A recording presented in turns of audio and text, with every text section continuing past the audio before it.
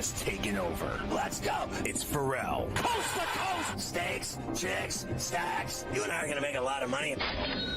It's Ferrall, coast to coast.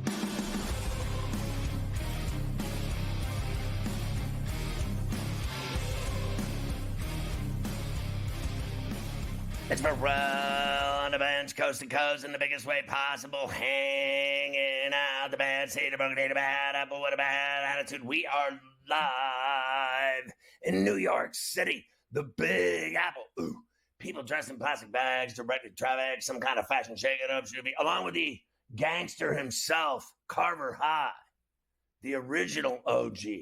And, of course, Mafia running it with Luke, I am your father. What do we got going? It's C to C on a pain-free Friday, baby. And the lineup has Gabe Morency from Vancouver, a double shot, just like it's served up. Craig Milkowski of the Daily Racing Form getting ready for the Belmont Stakes at the Spa in Saratoga tomorrow. And, of course, the lion's share with the great Coach Young. James Young will join us. And Davis Lee Roth-Matic from Fantasy Sports Today.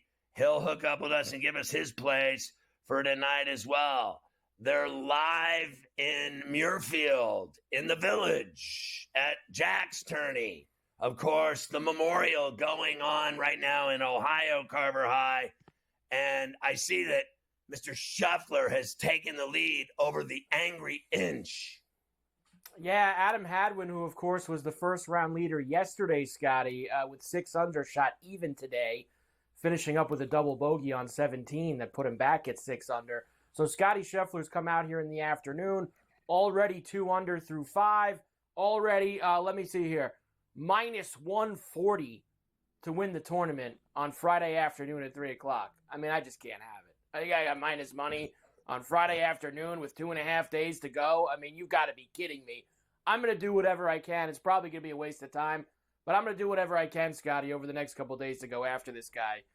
If he allows me to, because minus 140 is just stupid on Friday afternoon with 2.5 rounds left.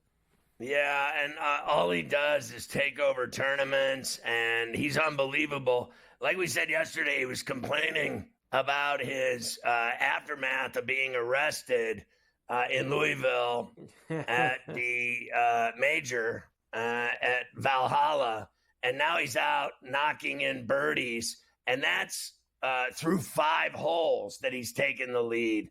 And Hadwin's done for the day. So is the Poseidon Adventure. Your boy, Poseidon Hoot, is involved. Tom King, Aberg. So a nice leaderboard of big names and heavies at the Memorial this weekend. So what did you think of the NBA Finals? Game 1, I have to eat the crow sandwich. As Porzingis came out and dropped 20.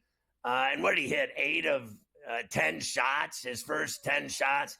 And then he had 6 boards and 3 swats and was doing everything. He played 21 minutes. And he played phenomenally well. I won't deny it. But we've never denied that he can fill it up. We've never denied that he can score. I will deny the Mavs defense. I didn't think they had anybody in his face. And I certainly don't think they played physical with him. They let him drive to the rim and hang on the rim with dunks. And nobody did anything about him squaring up. He was facing defenders and shooting right over him, right in their face. Yeah, I know they tried to sell everybody, too, after the game, how, well, they always lose the first game of the series, right? They lost the first game of the series in the Clippers. They were bad defensively. There was multiple guys just dunking all over the place for the Celtics. Porzingis was shooting the wide open threes, like you said. And you know what bothers me the most, Scotty, is, of course, we wait a week for the game, and the game was like a blowout at halftime. Like, that's just a typical NBA. You wait around for a week, and then it's a blowout. Dallas made it interesting for about 5 or 6 minutes to start the third quarter, and then Boston pulled away, and it was over again. So big nights all around for them, and they'll play Game 2 coming up on Sunday night in Boston. Look, I hate doing the must-win, Scotty, when you haven't played a home game yet. I don't like doing that stuff. But if I'm Dallas, you really don't want to just let that train start rolling for Boston in this series. You really don't want to have that doing. I don't like 2-0 for them going home as much as I like them in this series. Yeah, you're having problems when Hardy has more points than Kyrie Irving. I thought Kyrie played terribly in his return to Boston. We've seen it before where he's actually gotten into it with fans there after leaving and going to the Nets. It didn't work out last night either. 6 of 19 from the floor, 0 of 5 from 3. I know Coach had that. All he had to do was have one more 3 than Brown. Yeah. Brown hit a couple threes, and Kyrie hit none. That's just all there is to it, the simple facts. Kyrie had a bad night. Who did? Kyrie had an awful night. Kyrie didn't play well at all in the game. Well, 12, 3, and 2 is just simply not good enough. So you got to credit Boston's defense. I think they forced them to miss so many shots. I thought they hit 35 shots in a game. I think that was it total. Yeah. And they had no dimes. Luka had one dime. He's never had one dime, I don't think, in a game. He wasn't finding anybody. And then they spread it around like crazy. Having Porzingis have 20 off the bench in 20 minutes is unbelievable. But really, look, Tatum, I thought he had a bad night shooting, but he still had a double-double, 16 and 11. Brown, 22. Horford had 10 and 7, 3 dimes. White, 15. We knew he would fill it up. He had 3 threes, and so did Tatum. And then everybody else that hit threes was 2. Brown hit 2. Horford hit 2. Holiday hit 2. Hauser hit 2. Zinger hit 2. I mean, they spread it around. That flowing offensive ball movement and good shots, and then they just knocked them down. And I thought the game was over after the first. Yeah, the 37 points in the first quarter, absolutely taking it to them. And Jason Kidd and the crew, they got a lot to do here over the next couple days, today and tomorrow, before Sunday night, to maybe have a little bit of a better defensive effort against the Celtics on Sunday. So we'll get into that later on. I've got a couple things from that game for you, including the Zinger, who, like you said, came out and took care of business in game number 1. We will finally get game 1 of the Stanley Cup final tomorrow night as well in South Florida. I saw they're doing their big media day today, Scotty, where everybody crowding all over the Connor McDavid podium that they had there. They put all the players out there. That's nice. Everybody runs to McDavid and leaves everyone else alone. So the Panthers and the Oilers will hear from all the particulars today, including McDavid and Chris Don't Call Me Chuck Knobloch, Paul Maurice, Matthew Tkachuk, as we will go wall to wall for game 1 finally tomorrow night. Well, it's going to be interesting to see from my end of it, watching a team that's really in all facets of the game. Maurice's Panthers play, I think, brilliantly at every level, along the walls, in the corners, in the slot, in goal, in the neutral zone, in the offensive zone. I think they're the best forechecking team in the NHL. They're very physical against a team that is very big and tough and fast. So for having a bunch of guys that are big and oversized, guys that are 6'5", 6'6" on skates, 6'8" with the skates on, they got a lot of guys that are enormous. But the difference is that they have speed. Everyone, it seems like, on that team can fly. Not as much as McDavid, but the rest of them, they move and skate well. They pass, very crisp, tape to tape, saucers. They mean business. Their puck movement is fast. Their style of breaking out of their own end is fast. Through the neutral zone is fast. Movement on their power play is the best in the league.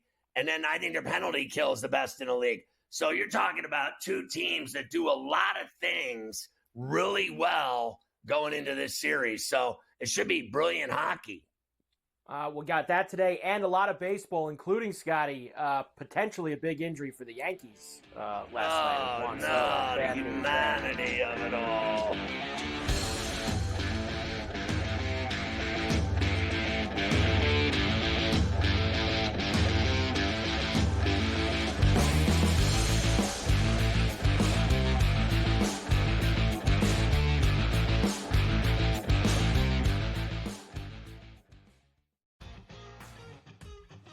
and now you have to qualify in these majors. You got to go do it, man.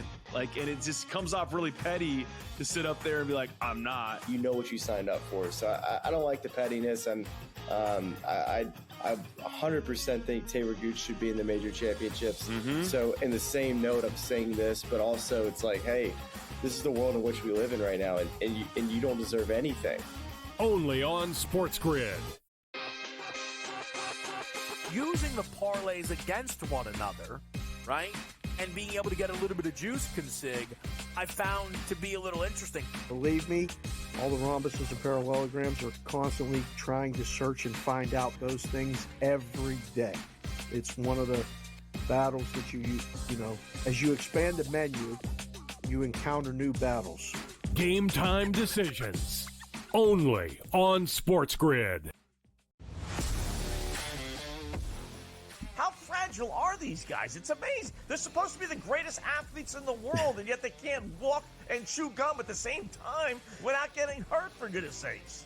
That Trout injury really is a bummer, too, because people thought he was going to have a big year. And I look, I don't feel bad for the Angels. I don't like Mike Trout in Anaheim. I thought he should have left when his contract was up. In-game live, prime time, only on SportsGrid. Your gut says Miami is going to win, and you should take the over.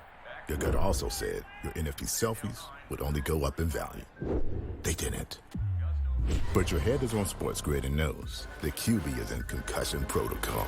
The backup has a 45 QBR against the zone coverage. The New York D has the most sacks in the league. So yeah, trust your head. It's smarter to be on SportsGrid. It's the BetMGM offer of the week. Get up to $1,500 back in bonus bets if your first bet doesn't win. For all the games in the playoffs. Set your picks and shoot your shot. And turn any game into a must-watch. Download the BetMGM app, and it's on.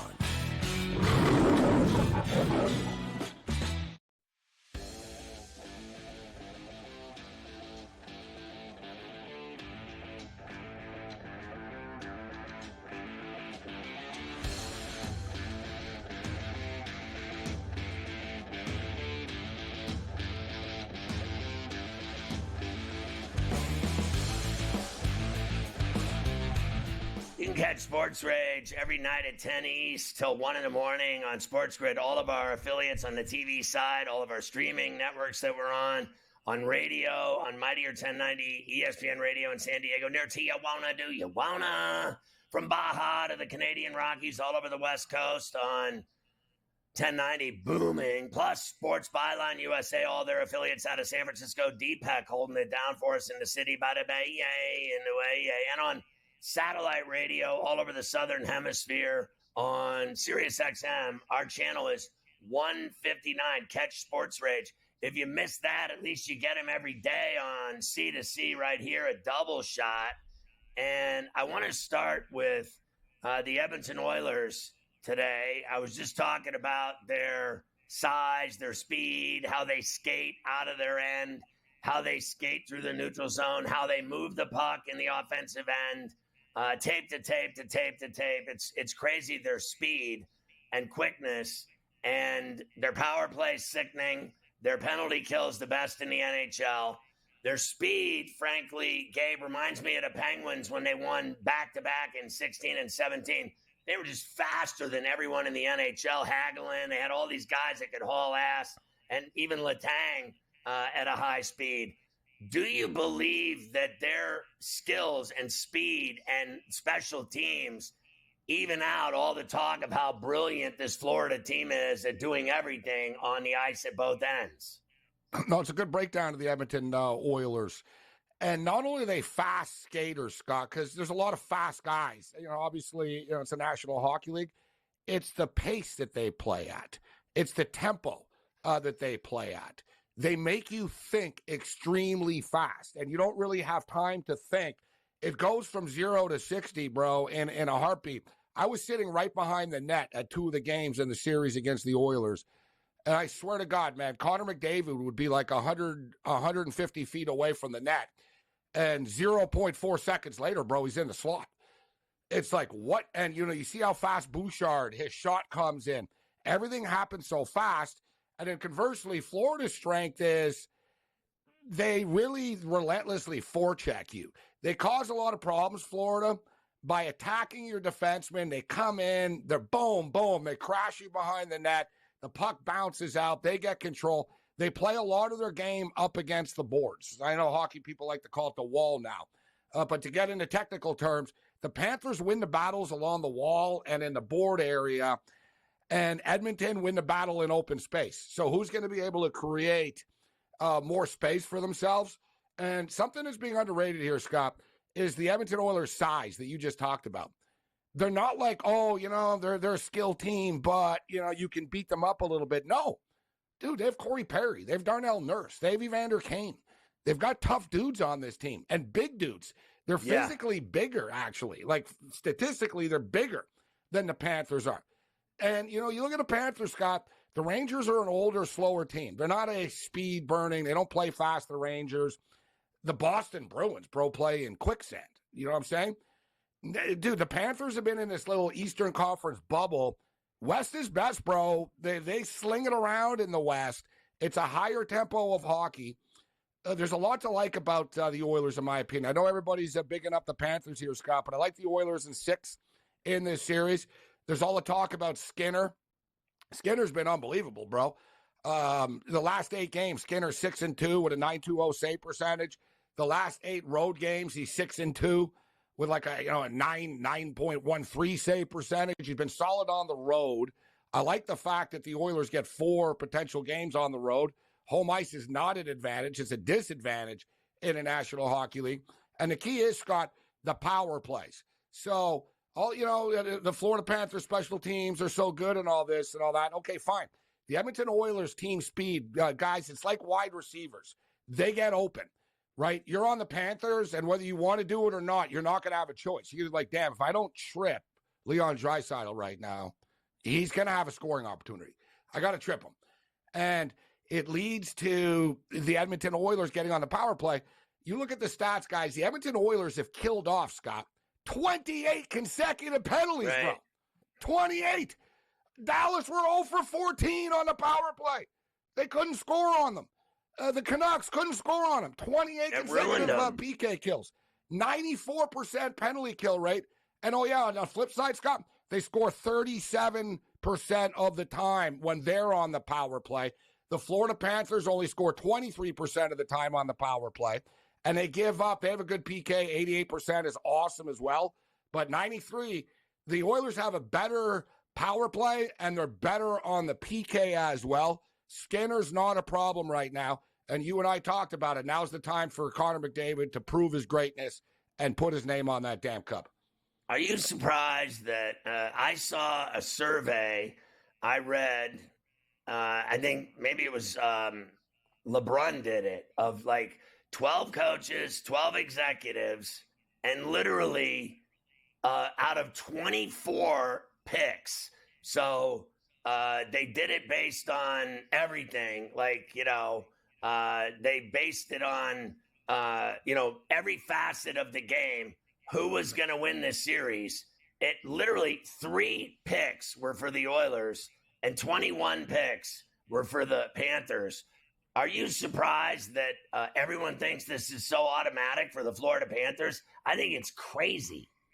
Yeah, I am. I am, actually. I think people are overvaluing the Panthers, in my opinion, bro, and undervaluing the Edmonton Oilers. The Oilers have the best player on the ice. Who's the best player? Connor McDavid. Leon Draisaitl. We can go down the list here. I don't think the Panthers are going to be able to keep up. I'm not saying track meets, but the Oilers are just going to be able to score quicker and a little bit easier than the Panthers are, I think, in this series. I hope so. I hope so. I'm betting on it too with you. I hope you're right.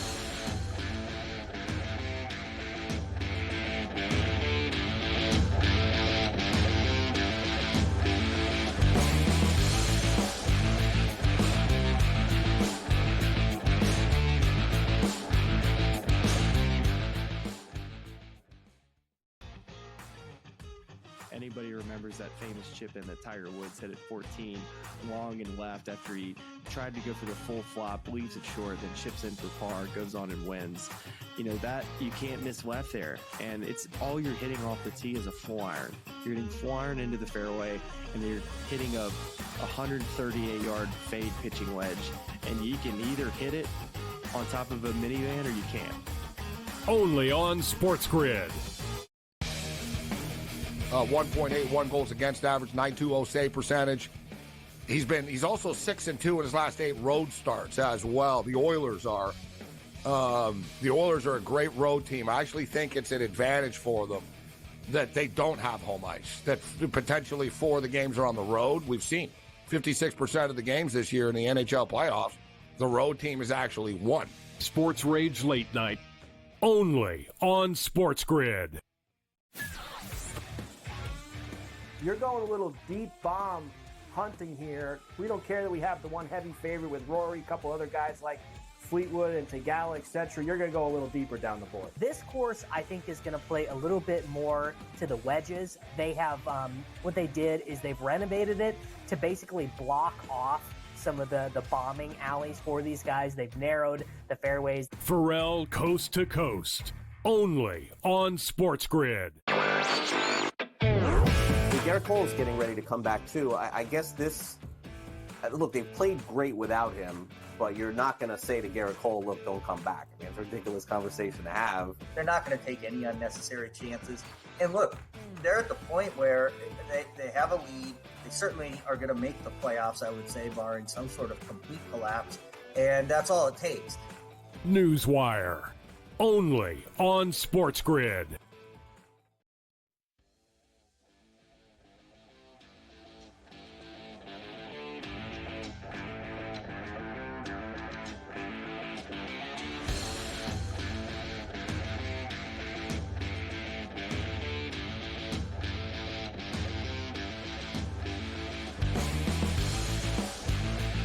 All right, back with Morency. Catch Sports Rage at 10 weeknights everywhere on SportsGrid, on the TV side, on the radio side. You can't miss it. It's good stuff. And catch him every day on C2C with us. So where we went from yesterday to today is that Dan Hurley is in Lipstick City, apparently for the weekend. I'm not feeling the one and done where he's going to fly in today and fly out tonight back to the East Coast. I think they're going to try to, trap him there and keep him there and get a deal done with him. But you feel like still that he's playing like a Harbaugh card on UConn.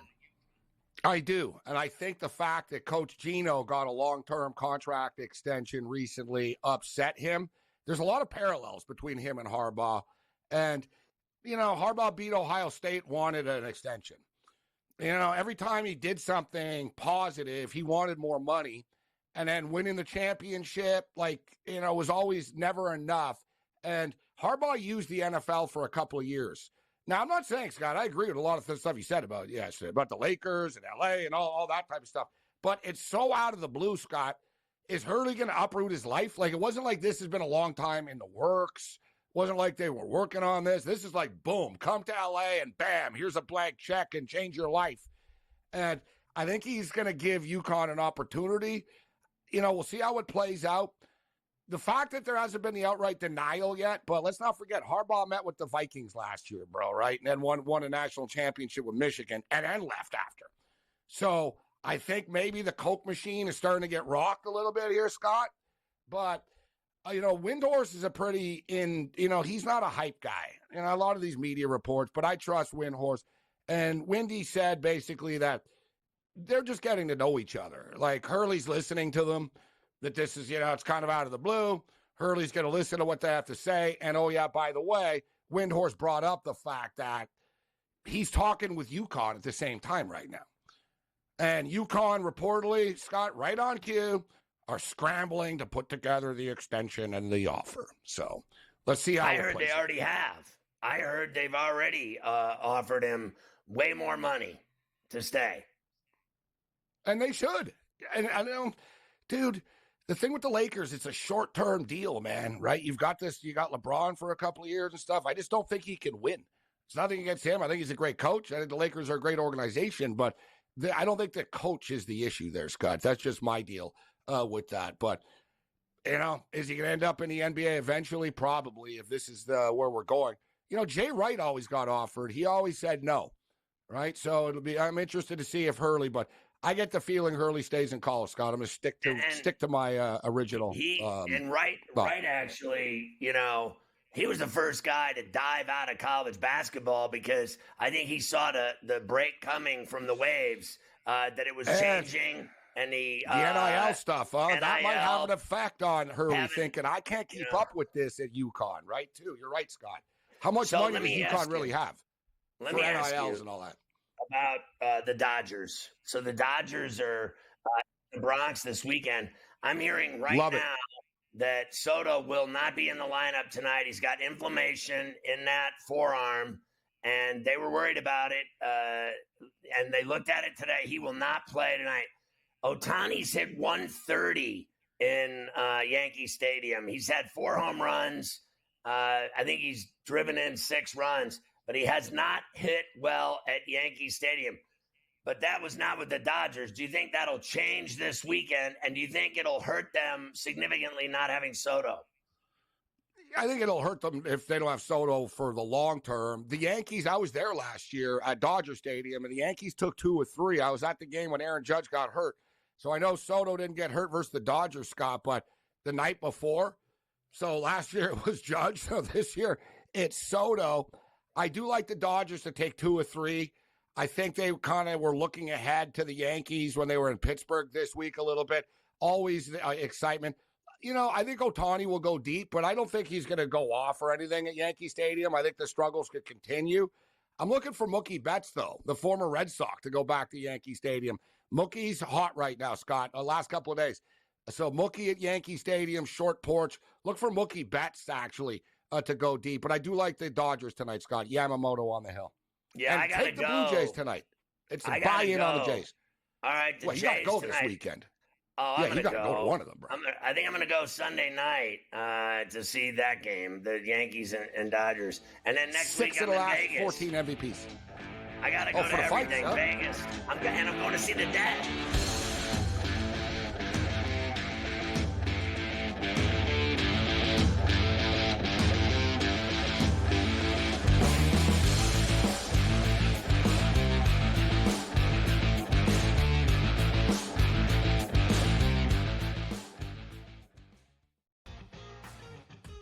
Anybody remembers that famous chip in that Tiger Woods hit at 14, long and left after he tried to go for the full flop, leaves it short, then chips in for par, goes on and wins.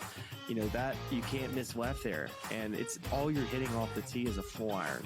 You're hitting full iron into the fairway, and you're hitting a 138-yard fade pitching wedge. And you can either hit it on top of a minivan or you can't. Only on SportsGrid. 1.81 goals against average, 920 save percentage. He's also 6-2 in his last 8 road starts as well. The Oilers are a great road team. I actually think it's an advantage for them that they don't have home ice, that potentially 4 of the games are on the road. We've seen 56% of the games this year in the NHL playoffs, the road team has actually won. Sports Rage Late Night, only on SportsGrid.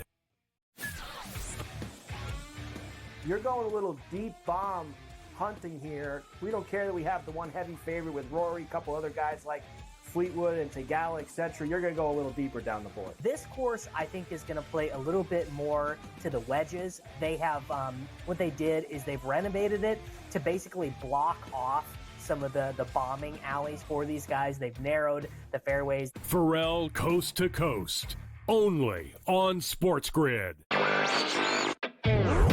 Garrett Cole's getting ready to come back too. I guess this.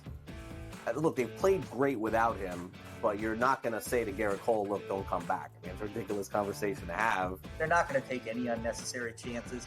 And look, they're at the point where they have a lead. They certainly are going to make the playoffs, I would say, barring some sort of complete collapse.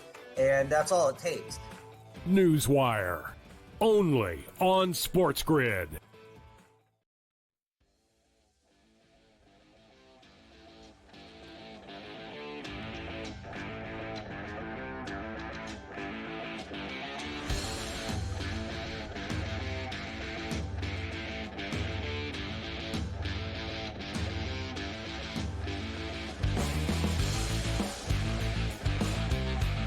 Robert, hi. As you know, I'm under a tremendous strain here today. I've got several issues going on, including, it would appear to me, a rash, an itchy rash. As you know, I get very flustered when I have a rash. And I think that I have a rash in my left eyeball. Ooh. It's driving me nuts. I mean, to tell you, like, I was trying to do it with Miranda. I tried everything. I was trying to, and then the more I touch it, the worse it gets. It's just, honestly, like, I don't know if it, like, you have no idea what I'm going through. I just wanted to say that at the start of this segment, that I'm under a tremendous strain. It's never good. Never good to have all those ailments going on while we're on. That's for sure. It is not good. Never fun. That's for sure. We brought it up earlier. Celtics took game one last night, 107-89. How about way under that total, by the way? Way under that total, which was just absolute misery for everybody. Here is a little bit of everything from the Celtics last night. The Zinger was involved. Jaylen Brown was involved both offensively and defensively. It was all happening for the Celtics on ABC. Double teaming. Brown, corner three, got it. 9 3-pointers for the Celtics. The lead is 22. You can't casually double team unexpectedly, because that's when Boston's so dangerous. Brown on the steal and slam. A margin. Porzingis puts it in. Kristaps Porzingis knocking him down from everywhere. Actually attacking off the drive. Irving shot blocked. Brown again with the rejection. Jaylen Brown, a defensive demon here in the third. Unbelievable. Brown blocking shots. Holiday playing great. Tatum not even playing great and having flush dunks.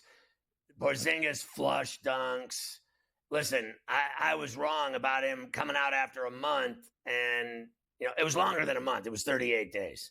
So he was phenomenal, and I didn't think that he would be phenomenal. And I will still stand by my thought that, seriously, that it won't last. I still don't believe that he's going to play, let's say it's a 5, 6, 7 game series, that he's going to do that in every single game. That he's going to come out with that leg in a, he's got the full leg wrap on his calf. He looks like these chicks now in the WNBA that wear the full leg on one side. I think they do that for fashion. They think it looks cool. He does it because he has to. He's got the full heater copper leg sleeve on that calf. And he's running around blocking shots. He's sticking J's. He's dunking. He's up in the air, swatting shots, landing. I am still in the theory that I don't believe it'll hold up his leg. I don't believe that he's going to just go into every single game. And what did I say yesterday? I said flat out he'd have 15 points. I said, he's not having 30. I said he'd have 15. He had 20. So I'm closest to the pin. I don't think he's having 20 every night in this series. Maybe in Boston. Maybe in game 2 he's still fine. But I'll tell you one thing I noticed, and I don't know about you, he was grabbing his shorts a lot. He was tired. He hadn't played in over a month, and he played 20 minutes, and he was grabbing his shorts, bending over, and I do not believe that it only gets worse. So he'll play Sunday and get tired again, and by the time that series goes to Dallas, I believe, and I'll stand by it, that he'll be ineffective in Dallas. Now, I don't deny he can shoot threes in people's faces. I don't deny that.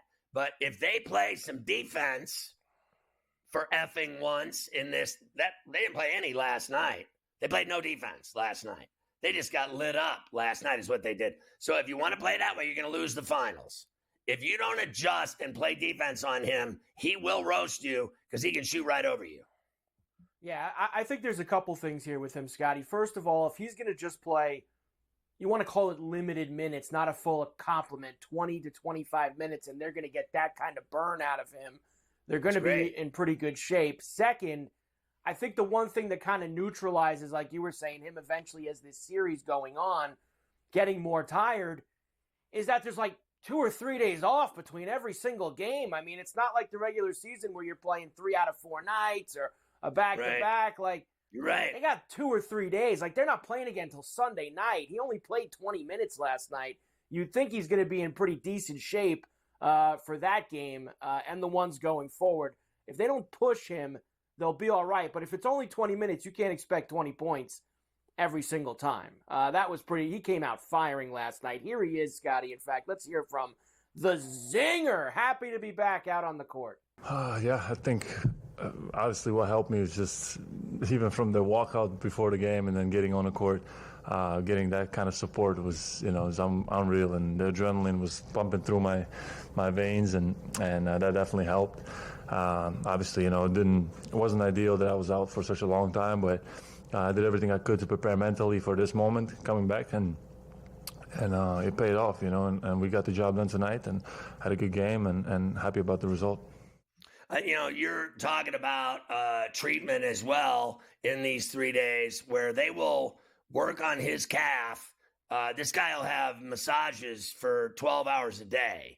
They're going to work on it all day, every day. He's the only guy with a problem. I think the other guys have normal masseurs work on their bodies in the training room no matter what. But I think he'll get above and beyond that. He's going to get treatment above and beyond that. Now, look. He's one of the great shooters from deep in the NBA, and he's been around. He's traveled, New York, Dallas, D.C., Boston. He's been around. I got no problem with that guy. He's taken a lot of heat everywhere he's been. He didn't fit with Luka and all that. New York, he was soft, and D.C. was terrible. And now what are they saying about him? Well, now they're talking about him like he's Willis Reed. He comes out of the tunnel, they go crazy for him, and he lights up the night. And I got no problem with him at all winning an NBA championship. I like him. I like his game. I like his shot. I just don't like the Celtics. And for me, I have to say, in all honesty, I sat last night watching the game, and as you know, I can't watch him. I can't take it. I hate them so much that me watching them dunking, stealing, alley-ooping, hitting threes, and listening to that JB for 3 hours. I'm in my car now doing it. I'm like, JT for 3, 4 for 3. Honestly, I need a shrink. It's like taking over my brain, and it's eating my brain.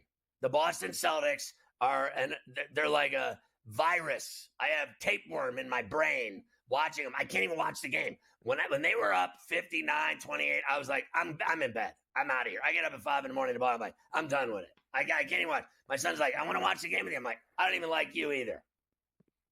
Yeah, I tried to when they came out in the third quarter and Dallas made that little bit of a mini run and got it to, I think 8 was the closest they got it. And then, 2 minutes later, they surged it back to 15 or 16, and I was like, all right, that's enough for me. I'm out. I'm out after that. That was done. And it was garbage time the rest of the way right after that. We will come back, and I will give you the other side. I've got Tatum as well, and then we'll hear from Kyrie and Luka, although I've got to tell you, Luka, he didn't have much to say last night after the game, that's for sure. It was a very quick in and out for Luka Doncic with the media after a Game 1 loss to Boston. He can't win the game or the series by himself. And that's what it looked like he was trying to do last night. Win it all by himself because nobody else did jack. And he wasn't passing.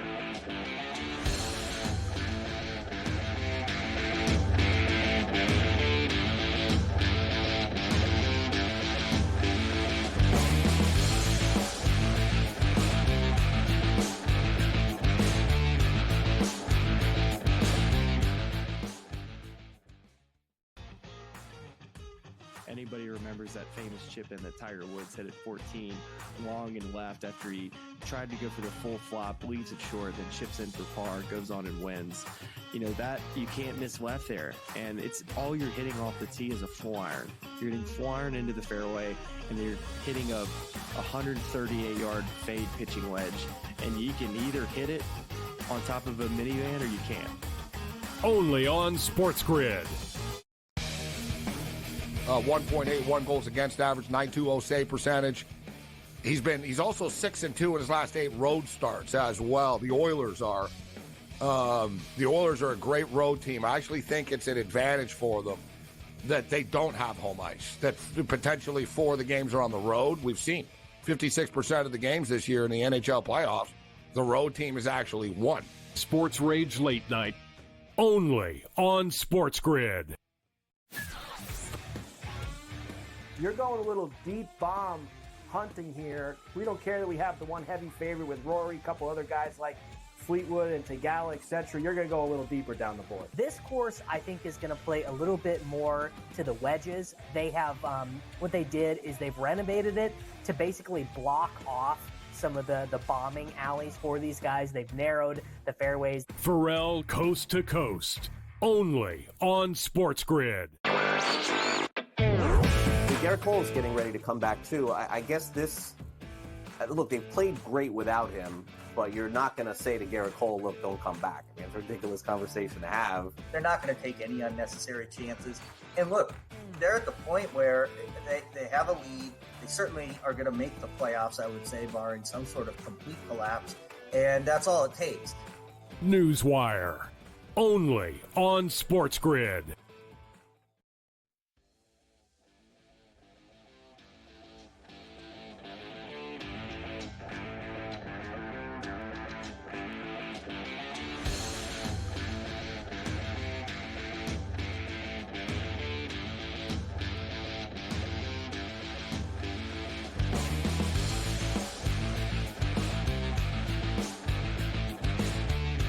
Once a day, play our free-to-play BetMGM Swing for the Fences for a chance to win great daily prizes. Play as a batter and pick an area of the strike zone. Get a single, double, triple, homer, or fly out. Play it once a day. It's free to play, like I said. BetMGM Sportsbook account holders who play our BetMGM Swing for the Fences are going to have an opportunity to win a reward if they get a hit.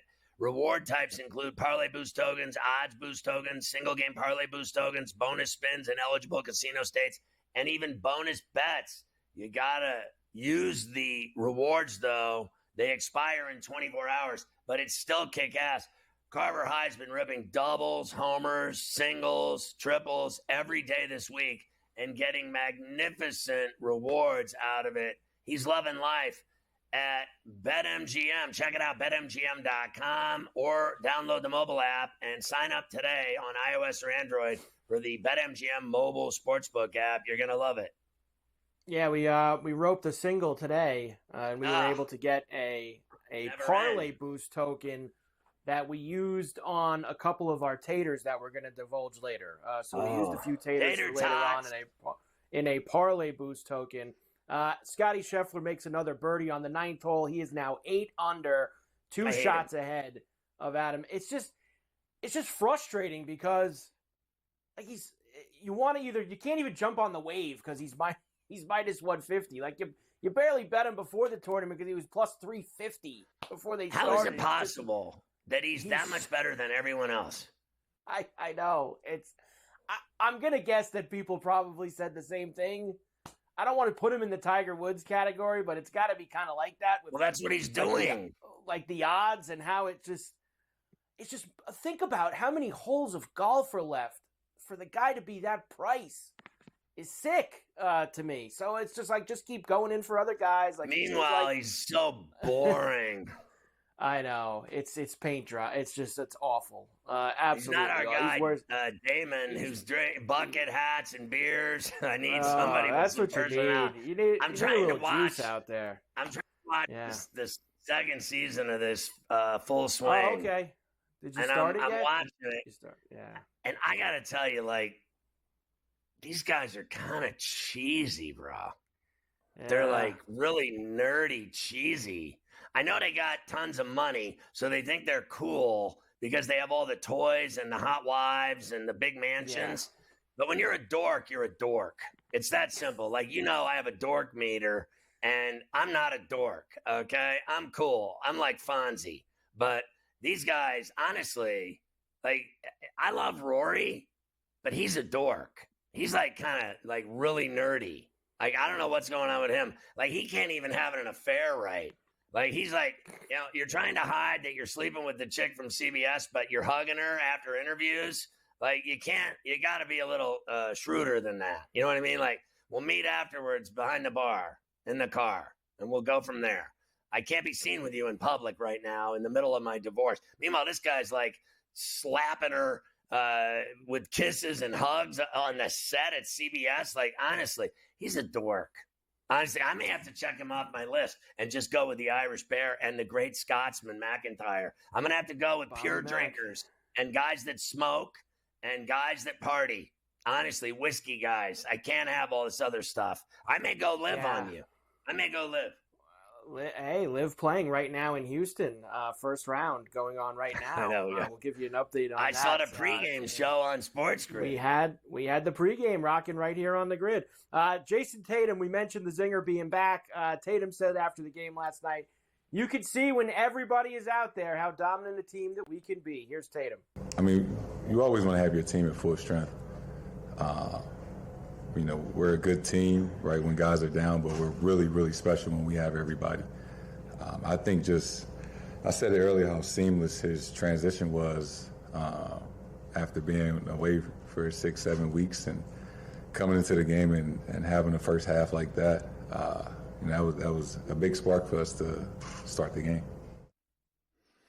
Yeah, I mean, listen, they play in that building, and that place is just on its ear. It's lit. It's loud. It's violent. They're crazy. They're cussing. They're drunk. Half of them aren't wearing clothes. I mean, you see these guys. Is there anything worse than these guys that show up with their tank top on and no shirt underneath it with all their tats and their 7 rings and their 15 chains around their neck, and they think they're mobsters from Southie? Is there anything worse than that? No. And it has to fluster the other team. Like, they're animals. It's a tough place to play. It's a tough place to play, and I don't know if you saw Kyrie, and I'm going to play you Kyrie now. He also had mentioned that he thought it was going to be louder. He's for Kyrie. lying. I don't know if that was Kyrie kind of just subtly trying to give a little bit of business to the Boston crowd. That's what it was. Here he is talking about the slow start that the Mavericks had last night, that bad first quarter. We just had to get this one out the way, and we didn't perform the way we would have wanted to tonight. It starts with me just being able to get out there and get us settled. I got to take some accountability for just the communication and just going out there and getting used to the way that the kind of environment was going to be. But I think my teammates did a great job of staying together, sticking to the game plan. We obviously made some mistakes, like I said, but we gave ourselves a chance in the second half, and we just got to continue to do the right things and win the quarters as much as we can. They came out and hit us in the mouth early, got the home crowd going into it, down 17 in the first quarter. It's not really like us to give up 37 points. Honestly, Mike, they were 35 of 84 from the floor, 7 of 27. They missed 23s, and they missed 7 free throws. Here's the deal. I watched the game, and I was like this. They're down 25, and I'm going, and they're acting like everything's under control and cool. Like, he was like, don't worry about it. You saw him. He's like high-fiving his teammates, giving him a little tap. He's like, everything's under control. Here, we got this. We're fine. You go down 25 to the Boston Celtics in Boston, you're losing. So he acted all cool, but things weren't cool at all. They were done. The game was over. The third quarter run, all they did was say, oh, yeah, watch this. Boom, 14-0 run, 15-0 run. Boom, we're back up again. That was all there is to it. They couldn't handle playing in Boston. They looked like crap.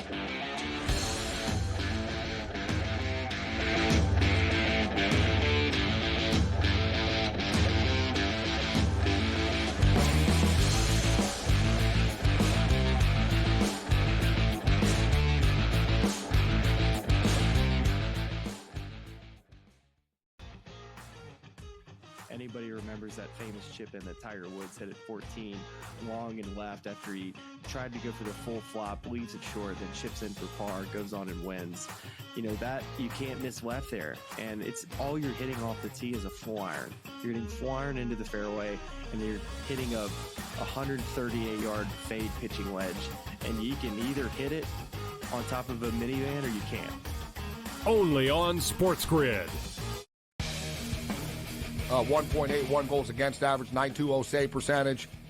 He's also 6-2 in his last 8 road starts as well. The Oilers are a great road team. I actually think it's an advantage for them that they don't have home ice, that potentially 4 of the games are on the road. We've seen 56% of the games this year in the NHL playoffs, the road team has actually won. Sports Rage Late Night, only on SportsGrid. You're going a little deep bomb hunting here. We don't care that we have the one heavy favorite with Rory, a couple other guys like Fleetwood and Tagala, etc. You're going to go a little deeper down the board. This course, I think, is going to play a little bit more to the wedges. They have, what they did is they've renovated it to basically block off some of the bombing alleys for these guys. They've narrowed the fairways. Ferrall Coast to Coast, only on SportsGrid. Garrett Cole's getting ready to come back too. I guess this. Look, they've played great without him, but you're not going to say to Garrett Cole, "Look, don't come back." I mean, it's a ridiculous conversation to have. They're not going to take any unnecessary chances.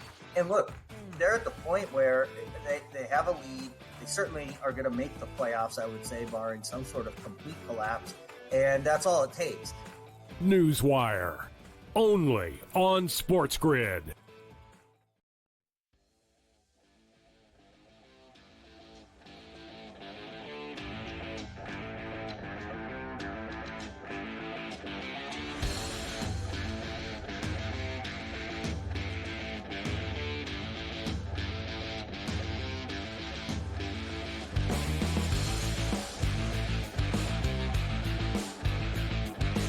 All right, our boy Craig Bilkowski, my man, is back from the daily racing form, getting ready for tomorrow's action at the Spa. And Saratoga is where the Belmont Stakes is this year. That renovation at Belmont, Craig, is going to be done in 2026. So we're going to see this again at Saratoga. But, I mean, I don't deny the legendary track is great. I've been there a million times. Carver High lives right by it. It's a fantastic place to see it, 1.5 miles. It's a badass party. But nothing is as fun as the Spa. I don't know if you've been there, but that place is got trouble and felonies written all over it. You can get in all kinds of marital problems, anything you want there. You can get it at the Spa. Yeah, no kidding. I've spent many a night there. I would not go there without my wife to stay out of trouble because you definitely could find some there. I remember showing pictures to my daughter one time, and she said, "Oh, I got to get there." And I was like, "Oh, no, you don't." It's definitely a different vibe than Belmont Park. Hey, so I want to go back to what I asked you about yesterday about the 1.25 miles. Now we're going to, it changes everything. Like to me, the champion's race is the Belmont to have to go 1.5 miles. What has the reaction been from all the trainers and jockeys to going 1.25 miles? Like, I know that the Sierra Leone team is licking their chops because they feel like this horse is built for 1.25 miles. And it's, we're all in. The minute they knew it was at Saratoga, like, yeah, we're going there because we can win this thing. And then you're winning a piece of one of the big three. What is the reaction to it? Yeah, I think the reaction's been very good. You can see that by the field that was drawn. We have the Derby winner, we have the Preakness winner, Derby runner-up, who's the favorite, as you noted. And frankly, this is the only time horses would normally run 1.5 miles, and I don't think trainers are really a fan of that. So they probably like the 1.25 miles a little better because they know how to prepare their horses for this. The 1.5 miles is a bit of a wild card. What did you think when you heard that they were going to renovate the Belmont and the track and everything about it, spending almost $500 million on that renovation, and that you heard they were doing it and how long it was going to take? What was your initial reaction, and what was the reaction at like daily racing form of it? Well, I know personally, I was glad to see it because most racetracks are a bit outdated now. They're too big for the crowds that are drawn. I mean, this isn't the 50s anymore. We're not getting 50,000 people at the racetrack on a Thursday or even a Saturday most times. So it'll be nice to have a good modern clubhouse and something that's more fitting because I've been to Belmont and it's just huge. I mean, you could get lost there and not find your way out for a whole race card. It was so big. So I think it's a good thing, and it'll be a much better park when it comes back. As for this race, hey, nobody's ever going to complain about going to Saratoga. I'm sure my colleagues at DRF are happy to be there. I'm going to try to get there next year. I couldn't make it work this year, but I always love Saratoga, and the racing's great. Even outside the Belmont Stakes, all weekend, it's really good racing. So I'm looking forward to watching and hopefully next year being there. Supposed to be perfect weather for it on Saturday as well. You're going Resilience, Honor Marie, the 8, Resilience the 2 to win. The 8, Honor Marie, the 9, Sierra Leone, the favorite, and the 5, Antiquarian. Those are your picks. Why? The first two, I just think they had really tough trips in the Kentucky Derby. They weren't able to run their best race, and I think they're going to get a much better trip here. I think Sierra Leone will run just fine, but he's the favorite. He's going to be even shorter than that 9-5 morning line, and he has some issues. He doesn't like to run straight in the stretch. It tends to get him in some trouble. He likes to veer in towards the rail, and that's not something I ever want to take a short price on. So I'm looking at a couple others to help the prices. I'm not one to bet favorites very often, so if they have a flaw like Sierra Leone does, I'm going to try to capitalize. So for people that don't know what they're doing or whatever, would you box those top two, or how would you bet it if you were some newbie going to the spa tomorrow and you wanted to go to the window? They're both going to be double digits, so I would even bet them both to win and then play an exacta box with the two. There you go. You told me yesterday Honor Marie likes to finish strong, not go out fast. Do you anticipate the same thing tomorrow? I got 10 seconds, respectfully. Yeah, I would say he's going to drop straight to the back and just try to make a big run. Craig, you're the man. Thank you. Great stuff. Enjoy the race tomorrow. We appreciate you.